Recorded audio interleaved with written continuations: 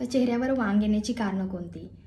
तर सर्वात पहिलं आणि महत्त्वाचं कारण म्हणजे उन्हामुळं किंवा हीटमुळं, सूर्यांच्या अतिनील किरणांमुळं त्वचेच्या संरक्षणासाठी मेलॅनोसाइट्स हे एक्सेसिव्ह मेलॅनिन सिक्रेट करतात.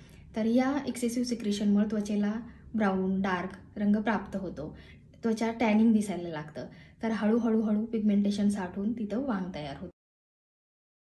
उन्हाप्रमाणेच हीटच्या ठिकाणी जास्त वेळ चेहऱ्याचा संपर्क आला, जसं की जास्त वेळ उभं राहून गॅसजवळ उभं राहून काम करणं, भट्टीच्या ठिकाणी काम करणं किंवा उन्हामध्ये काम करणाऱ्या शेतकरी महिला किंवा इतर कोणते हीटच्या ठिकाणी काम करणारे कामगार लोक यांच्यामध्ये देखील हीटमुळे वांग दिसून येतो.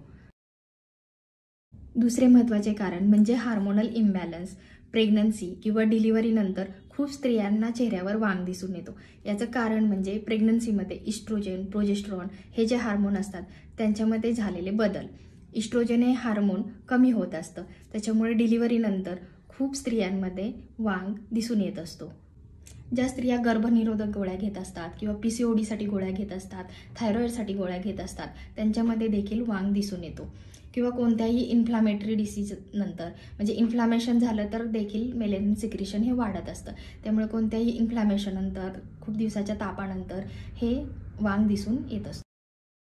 मेनोपॉजल पिरियडमध्ये देखील इस्ट्रोजन कमतरतेमुळे चेहऱ्यावर वांग दिसून येतो. रक्तामध्ये आयर्नची कमतरता असेल तरी देखील चेहऱ्यावर वांग दिसून येतो. ॲलर्जिक रिॲक्शन्स किंवा कोणतेही मेडिकेशन्स यामुळे देखील चेहऱ्यावर वांग दिसून येतो. स्ट्रेस, ताणतणाव हे देखील एक महत्त्वाचं कारण आहेच. जेनेटिक फॅमिली हिस्ट्री असेल तरी देखील चेहऱ्यावर वांग दिसून येतो.